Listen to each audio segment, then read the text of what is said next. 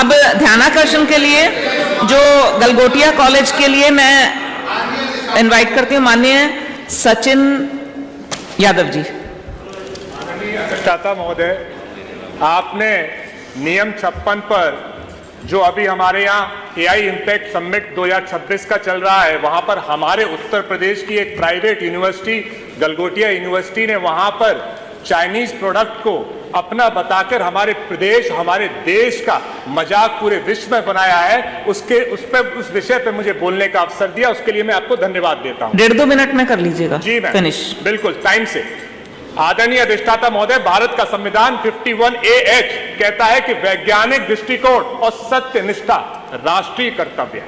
लेकिन जब हमारे प्रदेश की यूनिवर्सिटीज लगातार प्राइवेट यूनिवर्सिटीज के हमारे यहां बिल आते हैं और उन प्राइवेट यूनिवर्सिटीज को बढ़ाने का काम किया जाता है, ये कोई पॉलिटिकल मुद्दा नहीं है, ये सदन का मुद्दा है कि इस पूरे प्रदेश की निष्ठा का सवाल है। जब हमारी प्राइवेट यूनिवर्सिटीज बन जाती हैं तो इस तरह से विश्व के मंच पर, देश के मंच पर हमारे प्रदेश का नाम बदनाम करने का काम करती हैं, उनकी जांच भी होनी चाहिए और उन पर कार्रवाई भी होनी चाहिए। हम लोगों ने इसी देश में, इसी प्रदेश में आत्मनिर्भर का सपना देखा, बहुत बार बीजेपी सरकार ने इस पर बात की। मेक इन इंडिया का सपना देखा, बहुत बार इस सदन में उसकी चर्चा हुई।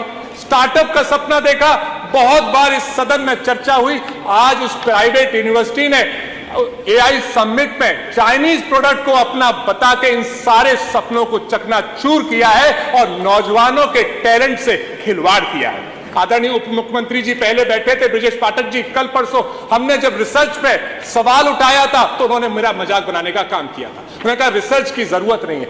अब जब रिसर्च यूनिवर्सिटीज में होंगी नहीं, या इस तरह की गलगोटिया यूनिवर्सिटी ने जैसे रिसर्च किया है ऐसी रिसर्च करेंगे जहां पे चाइनीज प्रोडक्ट को अपना बताएंगे, तो कैसे हमारा प्रदेश आगे बढ़ेगा। तो आदरणीय अधिष्ठाता महोदय, मैं आपसे, क्योंकि आपने समय बहुत कम दिया है, मैं आपसे यही मांग करता हूं कि बिना वेरिफिकेशन के कि हमारा जब प्रोडक्ट नहीं था तो कैसे एआई समिट में पहुंचा, ये कहीं ना कहीं गवर्नमेंट की भी जिम्मेदारी है कि फोटो शूट कराने के अलावा उनको वेरिफिकेशन करना चाहिए था कि एआई समिट में जो प्रोडक्ट्स पहुंच रहे हैं या जो यूनिवर्सिटीज पहुंच रही हैं, क्या वो सचमुच रिसर्च करके अपने प्रोडक्ट्स बना रही हैं या नहीं, और इसकी जिम्मेदारी तय करनी चाहिए थी। इसलिए आपके माध्यम से मैं सरकार से अनुरोध करूंगा कि क्योंकि मेरे बहुत से दोस्तों का अमेरिका से तक फोन आया कि आपकी मजाक बन रही है, तो मैं आपके माध्यम से सरकार से अनुरोध करूंगा कि इस विषय की गहनता से जांच हो और इस विषय पर कठोर कार्रवाई हो, जिससे आगे कोई भी प्राइवेट यूनिवर्सिटी ऐसा कदम ना उठा पाए। बहुत बहुत धन्यवाद। माननीय तेज प्रताप जी बोलेंगे क्या?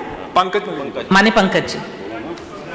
महोदय, डिग्री नहीं दक्षता से देश आगे बढ़ता है। सच्चा शोध ही भविष्य का रास्ता करता है। यह वास्तविकता में हमारे आने वाली पीढ़ी के भविष्य पर प्रश्न चिन्ह खड़ा करता है। इतनी बड़ी यूनिवर्सिटी, इतने बच्चे पढ़ते हैं मान्यवर, और मान्यवर चूंकि वो विश्वविद्यालय उत्तर प्रदेश में स्थित है, यही संचालित है, इसकी जवाबदेही व नियामक निगरानी राज्य सरकार के दायरे में आती है। मान्यवर यह विषय केवल एक संस्थान तक सीमित न होकर देश की शैक्षिक विश्वसनीयता, वैज्ञानिक सत्यनिष्ठा, वैश्विक मंच और हमारे भविष्य से जुड़ा हुआ है। हमारे देश के भविष्य पे प्रश्न चिन्ह खड़ा करता है, प्रतिष्ठा से जुड़ा हुआ है। हमारे यहाँ बहुत काबिल लोग हैं।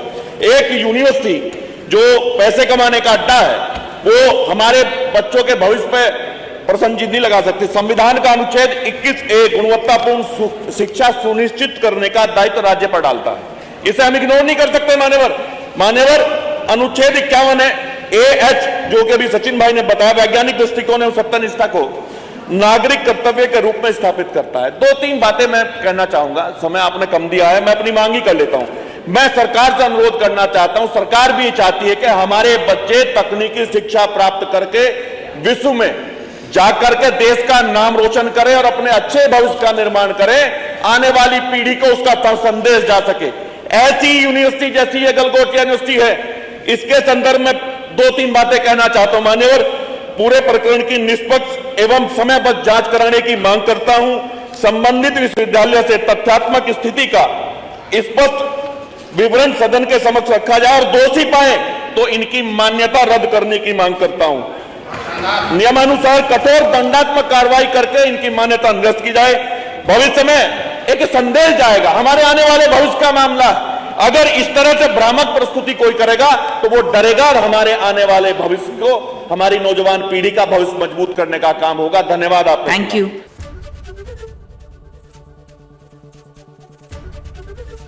एबीपी गंगा, खबर आपकी, जुबान आपकी।